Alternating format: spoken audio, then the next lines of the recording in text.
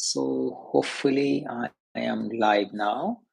And if you can hear me, please give me a comment here so I can see that I am live. Okay, so we'll talk about your project management related queries if you have any.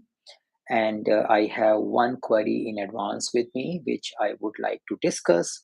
But let's see if we get the YouTube processing this and we get some participants joining in.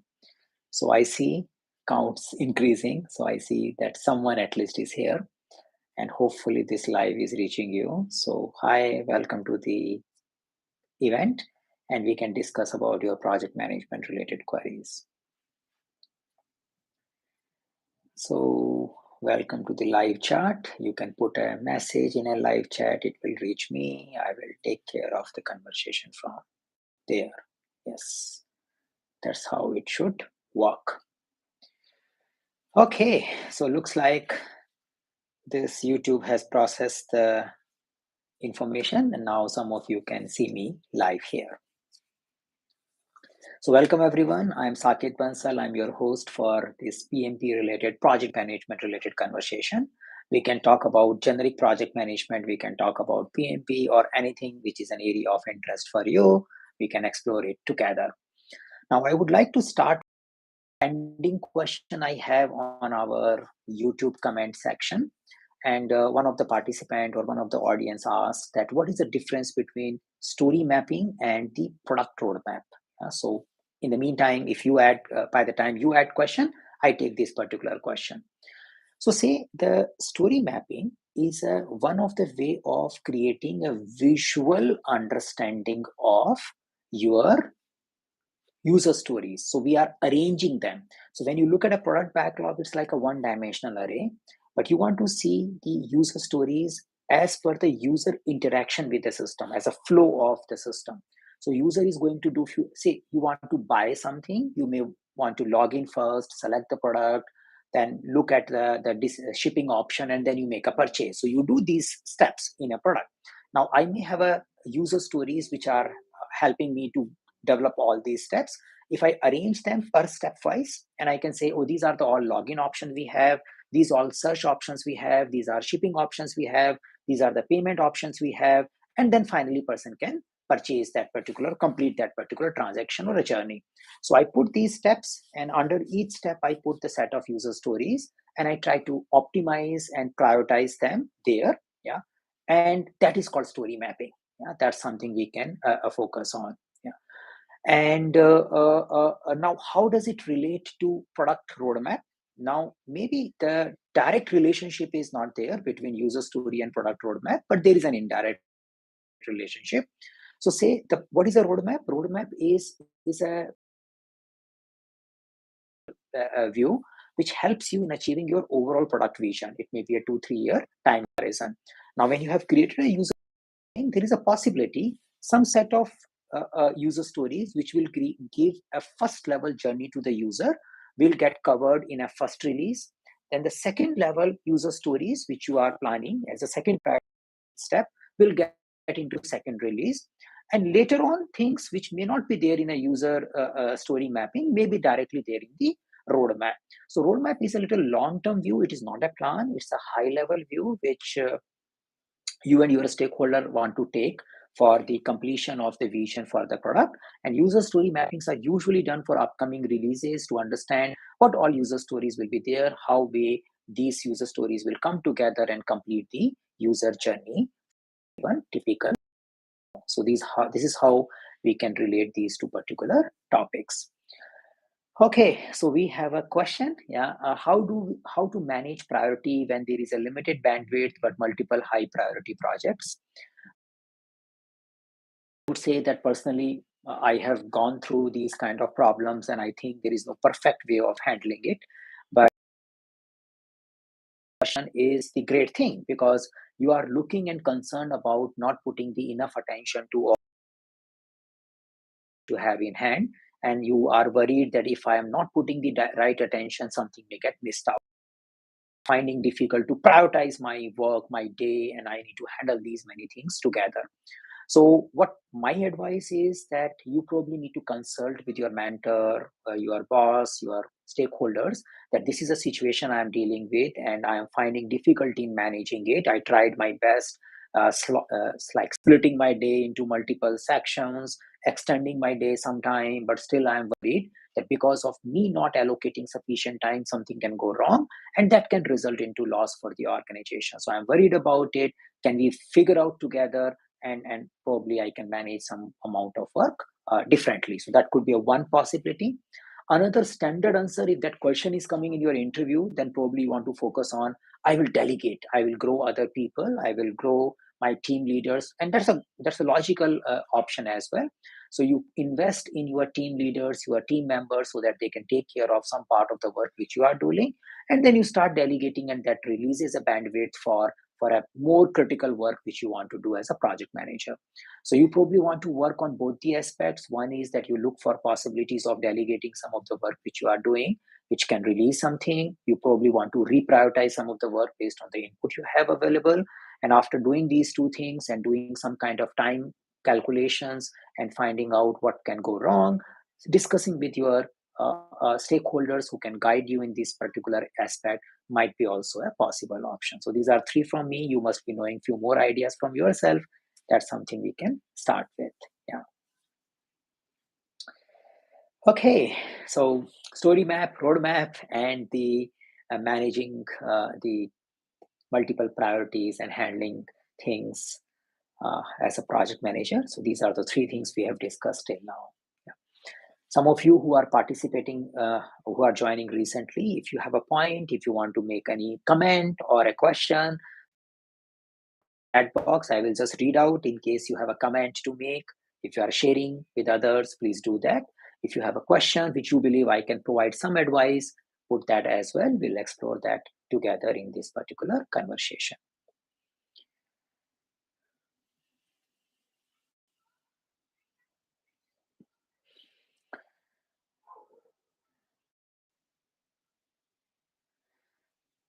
Okay, so in the meantime, other questions are coming. I may share an update. PMP workshop, I think the next Saturday it is starting. So yeah, we have the coming Saturday, not this one, the next one. We are starting our weekend PMP program. So in case you are interested in going for a weekend program, you can explore our options. This program will last for 6 weeks. We have a 6 sessions spread across 6 weeks. Sometimes we have 2 sessions in a week, sometimes we have a gap, but overall they get spread across 6 weeks. Exact schedule you can see on our website. And that is something I'm starting on coming Saturday, after this Saturday, the next Saturday. So yeah, in case you are preparing for PMP, you may want to use that. This Saturday, Sunday, I'm doing Leading Safe.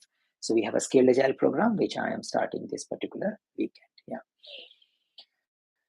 So we can probably explore together. I'm sure most of you have seen our regular PMP questions update. So please do check them out, share your opinion. If you have a difference of opinion about the answer, put into the comment, we'll explore. The objective is just not to find right and wrong answer. It's also about exploring the reason behind the questions and the answers and trying to strengthen the concept while doing that particular question. So that's the objective I have kept in mind when I'm creating those questions for you in your PMP practice space. Yes.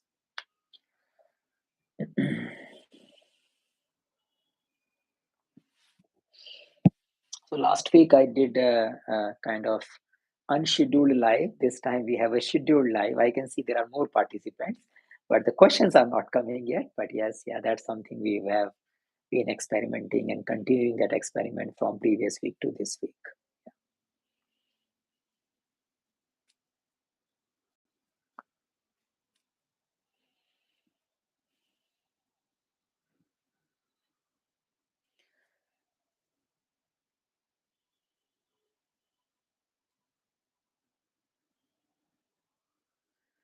Okay, so if you just joined in, I see many of you. So if you have a query or comment, you can put it into the text.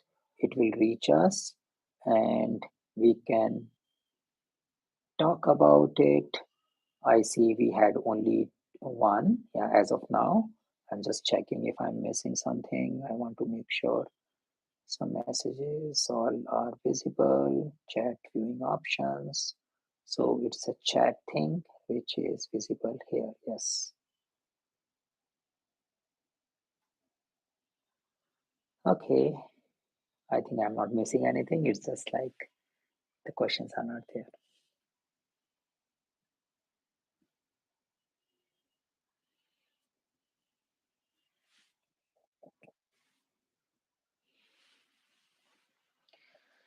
So interesting question about PMP application. So is there any way the PMP application get rejected? If the application get rejected, can we apply again for the exam? Good percentage of PMP application get rejected or sent back for review. Yeah, especially if you don't understand the project management PMP exam content outline, highly likelihood that your application will come back. Usually, most of the time, they give you opportunity to elaborate your experience again and submit it again. Yeah? So it's not a rejection and then you can't apply it again.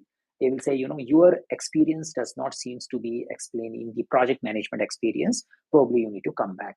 So I'm not talking about the basic hours itself not matching. If you are not meeting the desired experience level, then most of the time even application won't save, so it will not let you submit it. But you have submitted the application, but your experience was team member experience, your experience was process domain experience, it was not coming out as a leading and managing project experience. They will send it back and then you can update it and submit it again. Yeah, so that's the usual thing. How can you avoid it? By understanding the exam content outline well, go through. So see, the whole idea is PMP exam is to creating a competency in the project manager so that project manager can do a good job. Yeah. So say if someone is saying that I'm a PMP certified, industry should expect that this guy understand what is project management and he has a competency around it. That's what the PMI is trying to establish, and that is what they are selling. In order to do that, they do their research and they put those things which are expected to be done by project manager in the exam content outline, and that is what they test. So those type of questions they will create which will validate their project manager skills and competency into those exam content outline tasks. So we have a 35 tasks, things like leadership, managing conflict, working with the stakeholder, taking care of risk, selecting the right project life cycle. So those kind of tasks are there in the exam content outline. Now the same thing should also get reflected in your PMP application. So you need to talk about few tasks coming from business domain, few tasks coming from people domain, few tasks coming from process domain. In a process domain, you could be 100% predictive, you could be 100% adaptive. There is no must that you must demonstrate experience.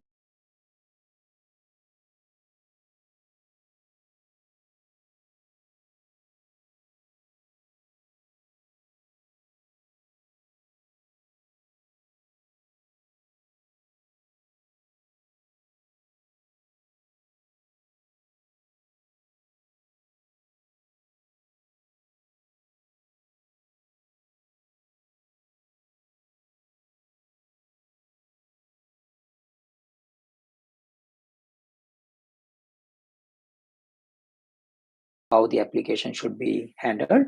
So exam content outline should be understood, and you need to demonstrate few tasks out of business, few tasks out of people, few tasks out of process. Then you are ready for your PMP application. We have a blog which can also help you further, but this is the basic thing which can help you in getting your application right. Nothing more than that is needed.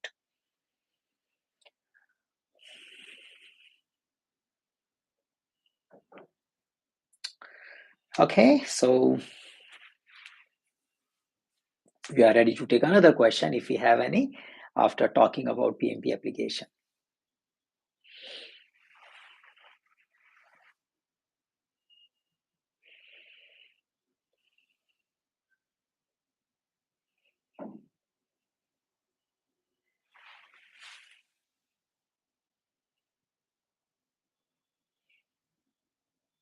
I think it also takes little time to bring the question here. There is a little delay as well, so you might have typed, but it has not reached me. So let's see if it show up to me soon.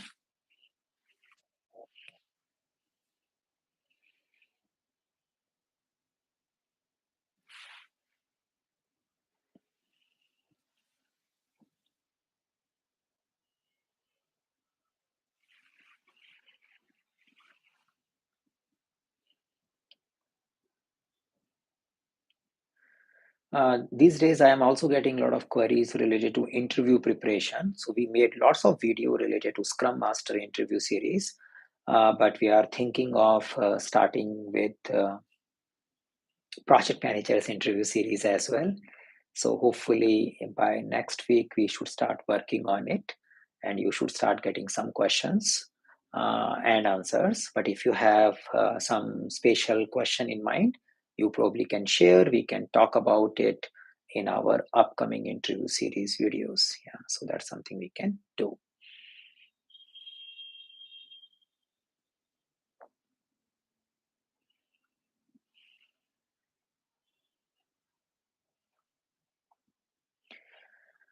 Okay, looks like we are settling down here. So I take another few minutes if we have any. Okay, unable to type my questionnaire. It has a restriction on the words. Okay, that's a new information, Sajid. Yeah, I am not aware of. But I can see your this text. Yeah, maybe your previous words are not coming, but this word I got it. You said, unable to type my questions. Let me text multiple times to complete my concern and my question. Hope that is okay. Perfect. Yeah, you can put into different text. Probably I can read them together and talk about it. Yes. Yeah. It's a new platform for me as well. Last week only I started this using. So let's see how it works. But it has an advantage so that people can watch it along the way. So how are the opportunities for PMP certified professional, as there are so many have been more certified professionals out there? So I personally believe the job or an opportunity is a complex interaction of your history, your education, your certification, your performance in the interview. Just because someone is PMP certified does not necessarily make him ready for a given job. So even if there are many people who may do PMP certification, but you need to bring your unique profile for the recruiter. Yeah, they may not be working in the technology you have worked upon. They might not have taken care of those clients which you have worked upon, the type of domain you have worked upon. So there are various aspects of it. We need to create our unique like a proposition for our prospective employers, and PMP demonstrate that I have a learning attitude. I really want to invest in strengthening or improving my skills, and I do understand what are the typical project management roles and responsibilities are about. I can speak to fellow project managers in their language, and I understand what all it takes to deliver projects successfully. And then I will also tell that I have a history of delivering projects successfully. So that all come together makes it help, and that's how you probably put your profile for the job interviews. Yeah. So we have a question. I have a 16 years of experience in project manager. I have PMP, PMI, ACP certification. For the past 7 years, I have been working as a Scrum Master. However, I have come to realize that my strength lies more on the traditional project management. And now I transition back to the project management role. I'm interested in focusing on traditional methods rather than core Scrum Master roles. So I understand this is becoming a trend nowadays. In our client space, a lot of Scrum Masters are learning project managers. Nowadays, I get more Scrum Master in my PMP class than before because their organizations are asking them to develop their project management skills. And as we teach in our project management classes as a PMP exam also, we don't have to worry about Scrum, non-Scrum, traditional process, non-traditional process. We need to focus on delivering the business value. Now, in order to deliver a business value, we select the appropriate process which helps our clients and stakeholders and the project team to deliver a business value. So for us, the Scrum, Scaled Agile, or whatever it is, it's a tool. tool to deliver a value, not as a goal. Yeah, so you as a project manager may not focus on we must use Scrum. We can say we can use a Scrum or we can use something else also. It all depends upon the context we are ready to tailor. So that is the and I believe this is thing which is working quite commonly in the industry now. Even PMI published their survey report, pulse of project management and all, and there also they see a significant increase in interest for hybrid project manager management. I talked to the organization who used to do a lot of agile. They are also showing a lot of interest in hybrid project management. Things are very hybrid now. People are working in a hybrid mode. There are remote teams. The tools are becoming important. Some organizations are having 2 days working from office. Some are having not at all working from office. So there's a lot of complications around that. Yeah. So using those all complication, we need to find out the right process. Yeah. So that's something we need to focus on. And I think that's the great thing. You have a Scrum Master experience. You have a project management experience. Now, just don't worry about traditional versus agile. Just focus on I want to work on projects where I can utilize my both the skills. Yeah, and which one is more important depending upon the situation at hand. I am not following one over other. But yes, the project manager role is pretty much expected from Scrum Masters nowadays. So I think you are in line with the trend which we are observing in the industry. So tell us about use cases, how it is used in Scrum projects, and what is a Scrum Master should be doing about it. What knowledge does a Scrum Master should have in use cases? Is use case used in every project? So use cases is a one of the tool of talking about requirement. Yeah, it's a specific thing which was commonly used with rational unified processes, RUPs. I have personally worked upon it, so then that's why I am able to speak about it.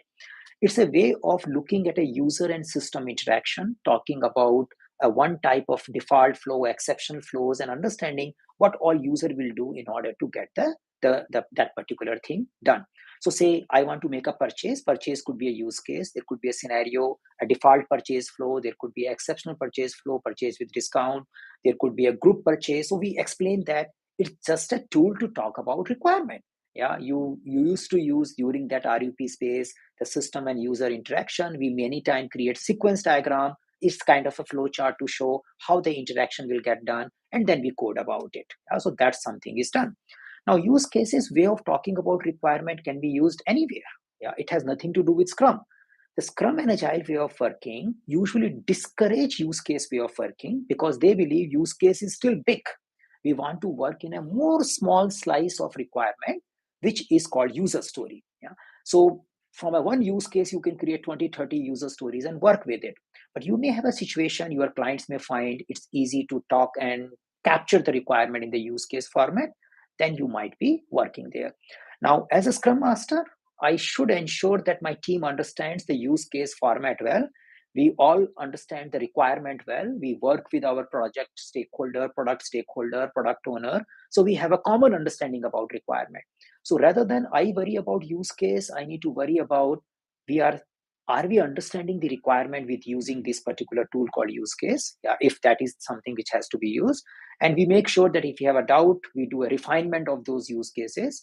But you as a Scrum Master may also get concerned, how do you split these use cases to get things done in a time boxed? Yeah, because it may not be possible. The size of the use case may be a little bigger to fit into your sprint. If it is bigger than that, then you probably need to find out some next level of division of the work, yeah, or thing.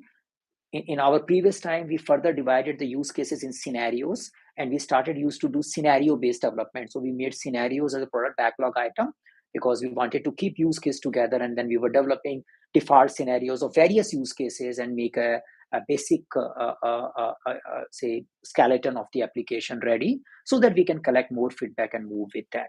So some of the ideas which I shared may make sense to you. You can add more because you must be listening from your stakeholder what they want, and probably that can help you in getting the path forward.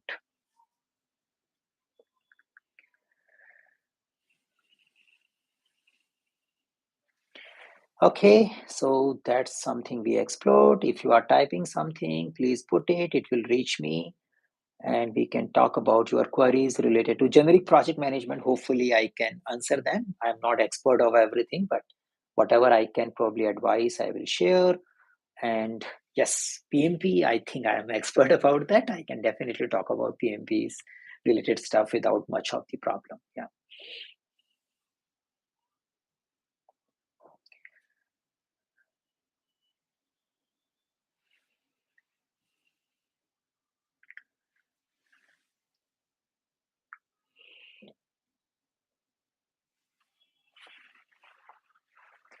Okay. So interesting conversations till now. I think diversified as well. Sometimes we are talking about positioning ourselves. Sometimes we are discussing job markets, and then we discussed use cases and other things here. Yeah. So, what is a strategic refactoring workshop? Yeah. So that's a Noor's question here. Not sure, Noor, but I can just talk about three words. The word strategic and refactoring. That's something I can talk about. So, strategy is something which you want to decide, take a direction towards. Refactoring is changing something. Yeah, refactoring is probably redesigning things and figuring out what to do differently. But probably from outside, it may not be changing, but internal strategies we are exploring. So from a words itself, I'm not aware about exact meaning or maybe a framework which uses this particular meeting. Not, I think, not that much common, but I can understand that it might be more about redesigning the strategy, refactoring some of the content to make sure that we have a more better approach for future. Yeah. Any idea when the current PMP exam pattern will change? So PMI will give at least 6 months time. That's how they have been doing. So as of now, there is no news, and whenever the news will come, you will get 6 months time. So we need to focus on what we have right now and finish our programs. I personally don't see anything happening in the next 1 year without any official information. Maybe next 2 years also, it depends. But minimum, we have a 6 months time at any point in time when they start talking about new content outline. And the core project management skill remains the same. Yes, their weightage in the exam may start changed. Yeah, that is a possibility. So if I talk about 20 years ago, the essence of risk management, issue management, scope management, all those things which we are learning even now were the same. Even 20 years ago, I did my PMP in 2006. It's more or less the same thing. More or less the same thing. The only difference is the percentage of contribution coming from the exam. Earlier in a 2006, when I did the PMP, the whole exam is about that. Now, those things remains as it is, but we have a new agile content added, people domain content added, and that thing shrinked to maybe 25%, but it's still relevant. So whatever you are learning is still relevant, even if you give PMP exam after 5 years. Yeah. But yes, you may need to put up some additional content depending upon when you are heading. Yeah. So these things are not going to change. Whatever you are learning, they may get augmented and modified as a ratio in the exam. So what is the meaning of Noor's question? What is the mean by potentially shippable product increment? That's the word they use. Increments before that product increment also, where it is used. So this word, Noor, is more associated with Scrum way of working. Yeah. And their whole idea is that at the end of every sprint, we are producing an increment. So which is a adding more content to your current deliverable. So they are saying that in a Scrum way of working, every sprint you extend the previous deliverable to the next level. That's why they use the word increment. Yeah. So you have incremented your old product version to a new product version at the end of a sprint. Now that's the increment definition. Then the addition of the word is potentially shippable.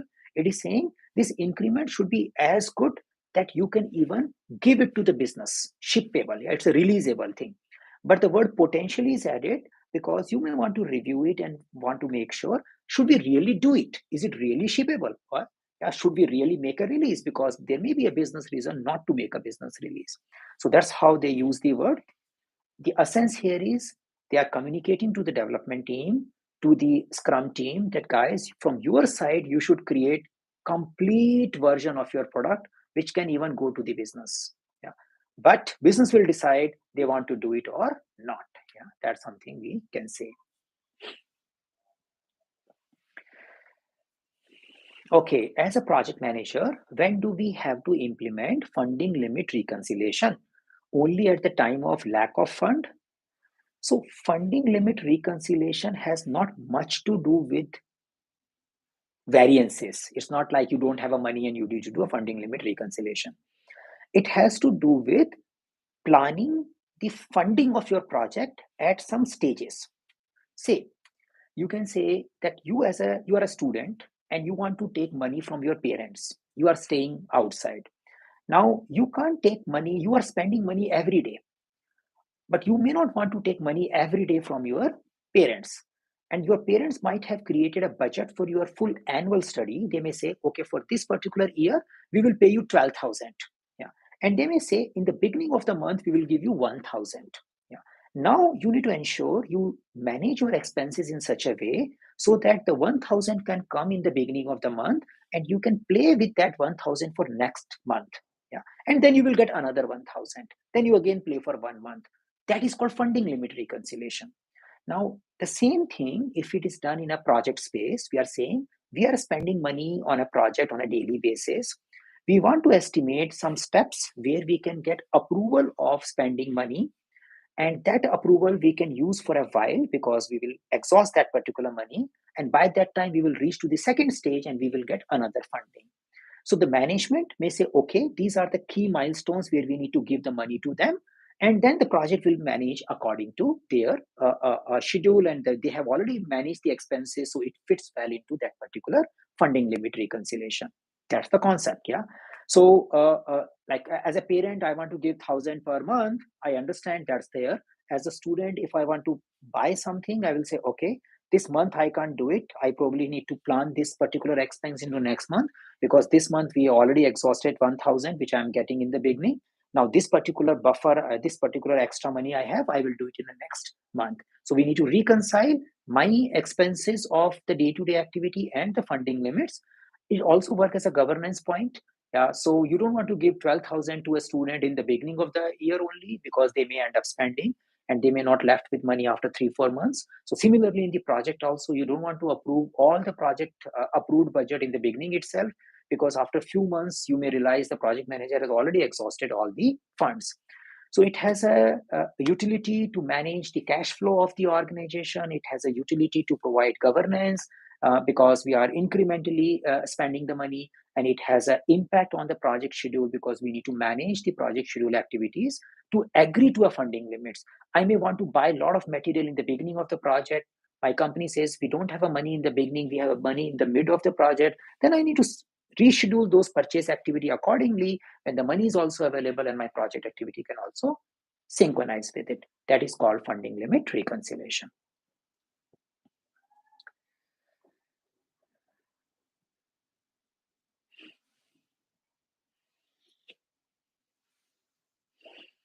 So we have a question: if your team is heavily dependent, having dependency on the third-party API, which is causing delay in the deliverables and impacting the team performance as a Scrum Master, what do you do in this particular situation? So it's any leadership role. I just remove the word Scrum Master from this because many of you may not want to work as a Scrum Master anymore. You may want to work as a project manager, but this situation is same. So you are a leader of a team and team has a dependency. What do you do? Yeah. So you have a responsibility of making sure the external dependencies are taken care. You will do mitigation of it by way of having better working agreement and tracking with those vendors. You will ensure that you are keeping eye on their deliverable. You will have a mechanism of escalating the issue if they are not getting met on a particular timelines. So it starts with having agreement. So do you have a agreement with that third party about the possibility of making it ready by a given time? And if you have a agreement there, then what are your risk related to that particular agreement? How stable that particular agreement is? So what all risk do you see in that? And if you see the risk there, what all mitigations or what all responses you have done in advance? So general project management things, these are the three things we need to focus on. And the fourth thing is, if the risk is occurring, I need to dissolve that. I need to proactively work with the respective parties who have done a contract with these vendors, remind them about their obligations, their contractual commitments, so that they really finish it. Yeah. So we focus on these four areas. Start with an agreement, have an identification of risk, have a strategy for mitigating it, and have a proactive approach of identifying and handling things if they really occurring, if these risks are already occurring. Yeah. So that's what I do, and I need to keep eye on all my internal as well as external dependencies as a project leader. Now, is it a Scrum Master role? Yes, it's the impediment now. Is it? Can it be a product owner role? Yes, why not? Product owner can also do this particular job. So that's why I dropped the idea of Scrum Master or product owner. Any leader who is worried about this particular team should do this job. Yeah, if it is you, you should do it. Yeah.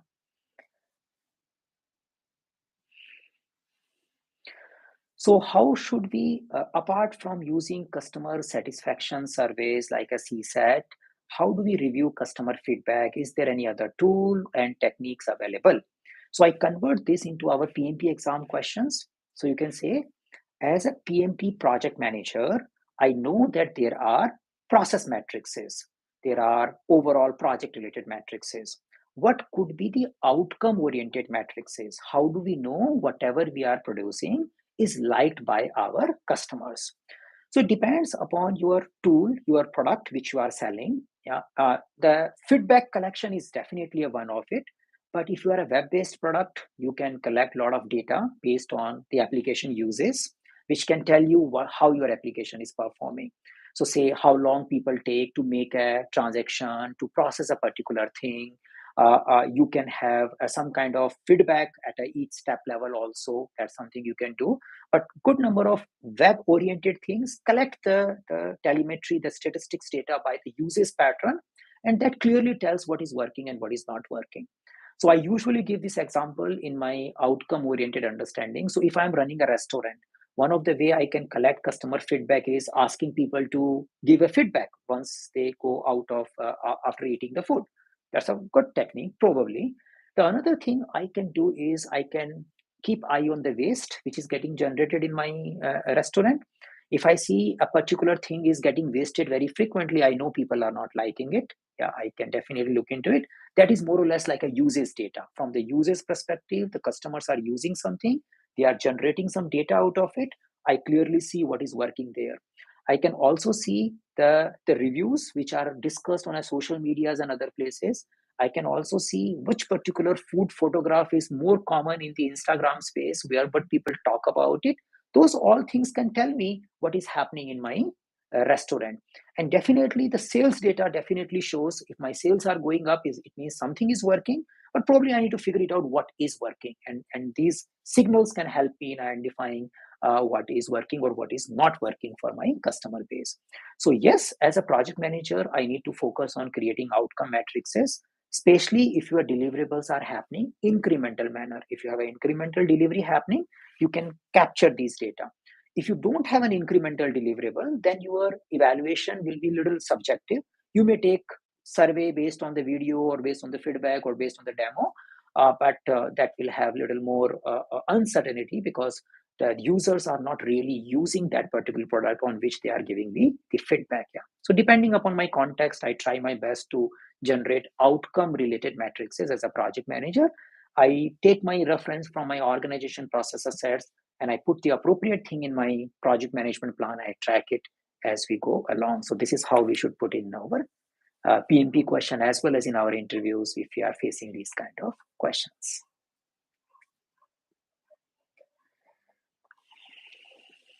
Okay, so what is the meaning by market sizing? So what is your potential market size? How many? So if I say what is the market size of PMP? Yeah, so I can say, okay, the number of people doing PMP in this particular word is 100,000 per year. Yeah. And then if I say 100,000 people are doing PMP, then how many people may end up attending the training? If I have a forecast that if 100,000 people go for PMP certification, probably they do 400,000 people do PMP training. So that will be market size for me. So if I'm selling a PMP training, market size for me is a 400,000 participants. Yeah. Now, if I'm selling some other program, for example, PMI PBA, yeah, the another product of PMI, then probably I know the overall people doing PMI PBA in the year is 2000. And even if I multiply it by 4, then I understand the market size for PMI PBA is 8,000. So what are the potential customer who may end up buying your product? What is the size of that market? Is a market sizing. Yeah. Then you go further, how much percentage of market size we can probably attract. We can say if the market size is this, probably we will be able to serve 10% of the market. And if we can have a strategy to serve a 10% of the market, what would be our quantity? So this is how we can find out market sizing, and that's how it is used probably to understand how much big is the market and how much money an organization can make by selling in that particular market. Yeah.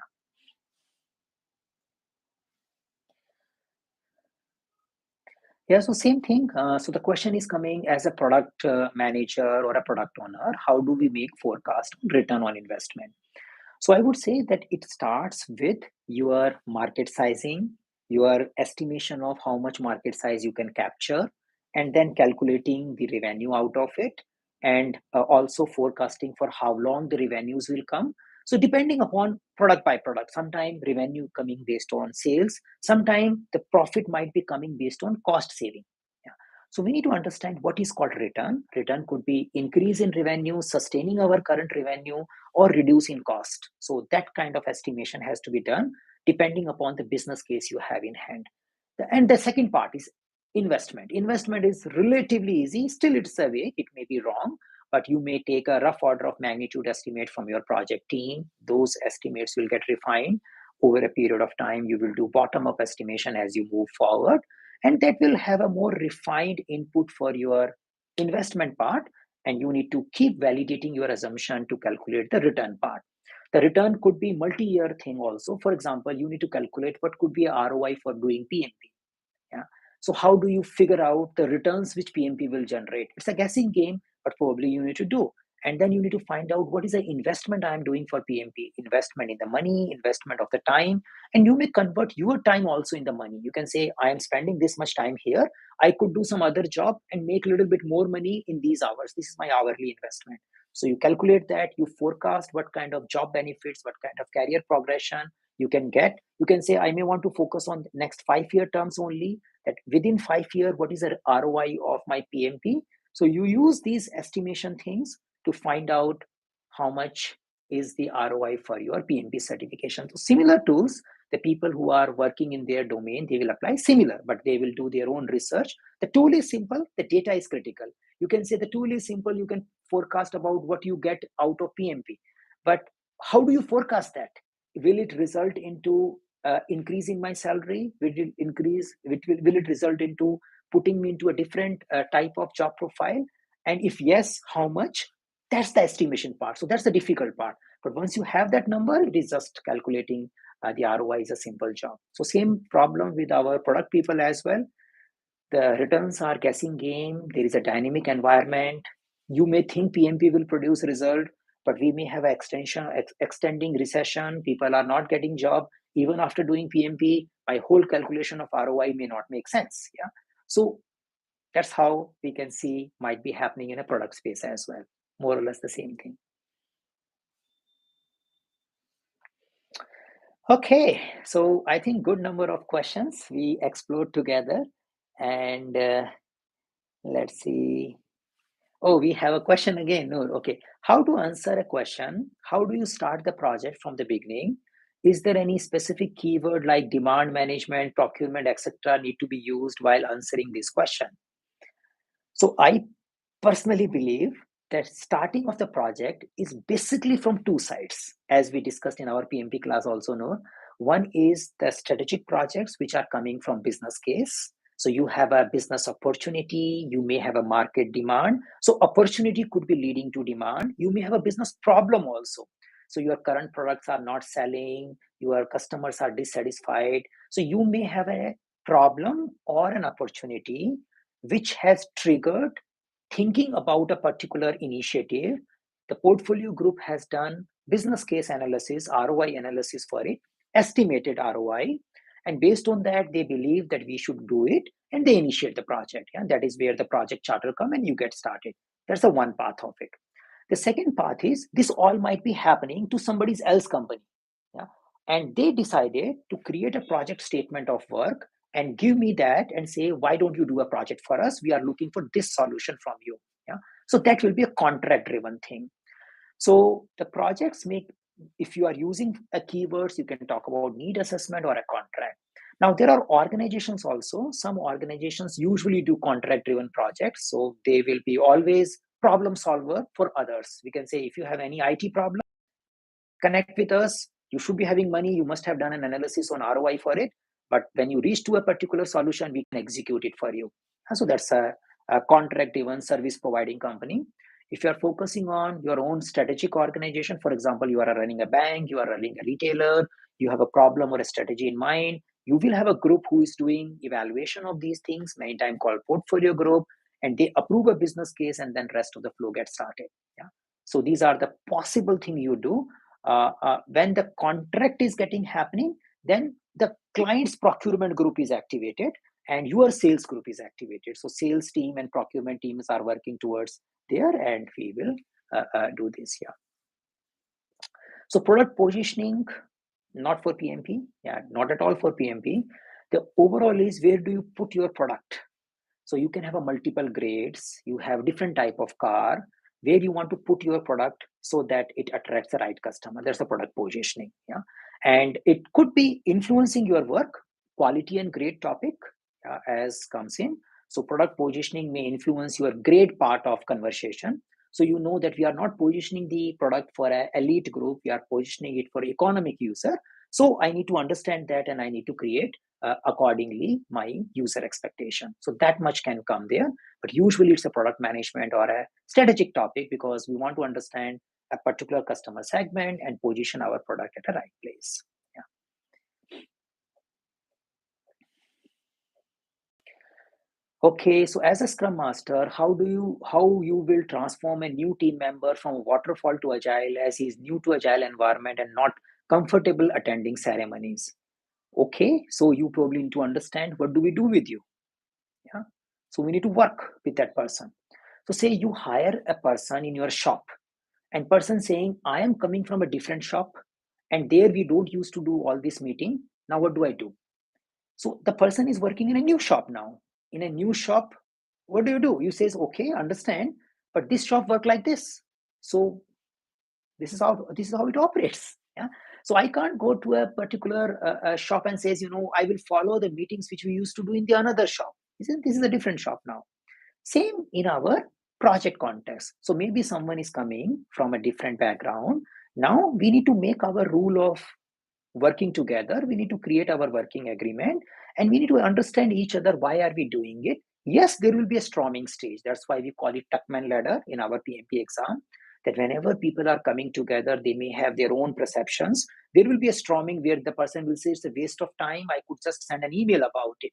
So you probably take a patience. You understand those kind of issues will come. The storming stage will come. And you listen to the person, explain the rule of engagement, explain how it is working, explain the limitation of your organization also, that it has to work in this particular manner. For example, if that's the case, because you can't create a process for a one team member and make your remaining 8-9 team members suffer. Yeah. So you need to be clear that this is how it operates and we need to collectively work together, and that's the job of my leader. So if someone is coming from different shop, I need to enroll, I need to onboard this person in this particular shop. So I need to make a proper training, assign proper mentor, explain the concepts behind it, show the advantage related to it, show that how his career will take a next stage now, because most of the organizations are using agile. If you also know how to work in agile, then you are capable of working in many shops now. The shop you are coming from is no more that much popular, so you have an advantage of learning our processes, and you make the person gel into the process and take it forward.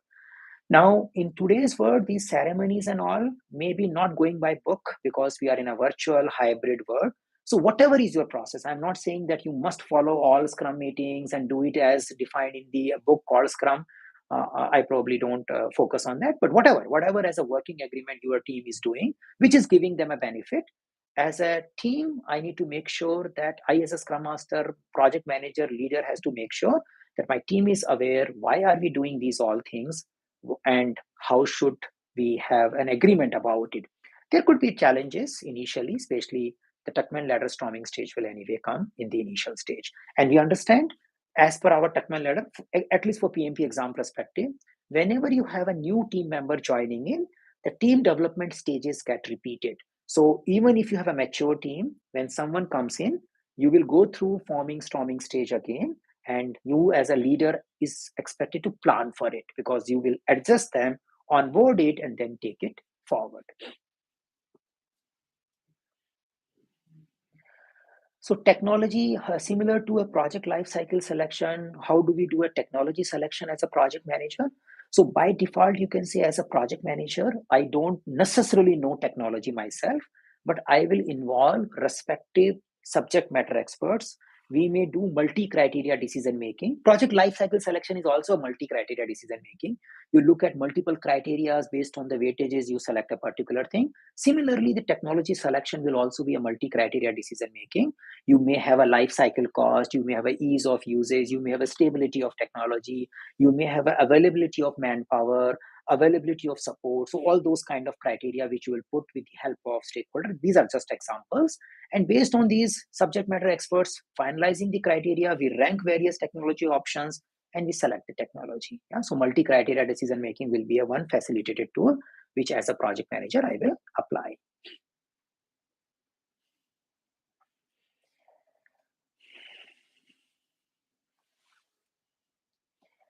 Okay, so we are approaching to so my higher management asked me to develop go-to-market strategy. So go-to-market strategy is usually about launching a product. Yeah, so you have a product, you want to take it to the market. So how do you go to the market? What kind of partners you develop? What kind of promotions you do? What kind of pricing strategies you go? So taking the product from factory to market is go-to-market. Yeah. So you probably as a project manager, you can think of that I'm involved in transitioning activity. That's something we can probably explore here. Yeah. Good. It's a good opportunity, Noor, if you are developing a go-to-market strategy. It's a marketing thing. People usually who can successfully launch the product, they get into marketing and sales jobs more. Yeah, but if you are getting an opportunity there, you can develop that skill as well. Okay, so we are approaching to our closing time. Yeah, that's what we planned for. But in case you have any one of you have a specific PMP related query, please post it here. Yeah, and yes, I am doing personally the next PMP class starting the next Saturday, 9th March, I guess. So in case some of you who are interested in joining our weekend program, the next weekend program is starting on 9th March. Yeah, you can consider that.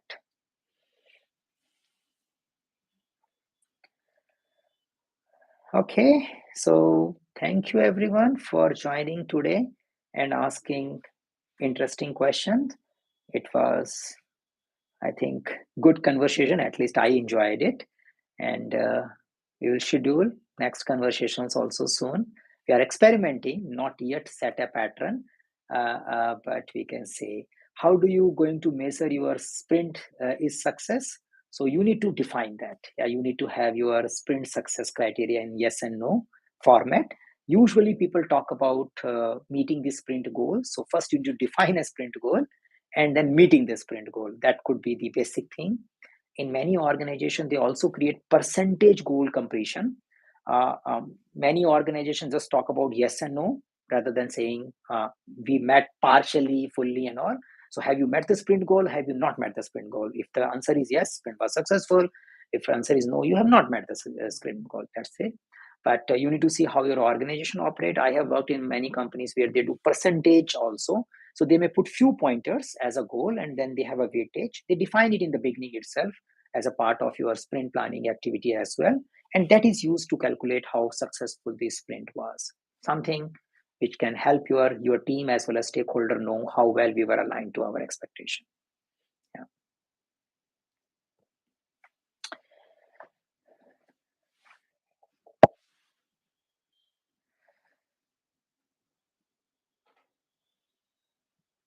Okay, so thank you everyone. I am closing this particular conversation. We have not yet established a pattern, but we'll do soon. And let's see, I will experiment few more lives and then probably we will come up with the proper pattern for these YouTube vertical lives. Yeah, thank you for your participation and see you soon in the next vertical live.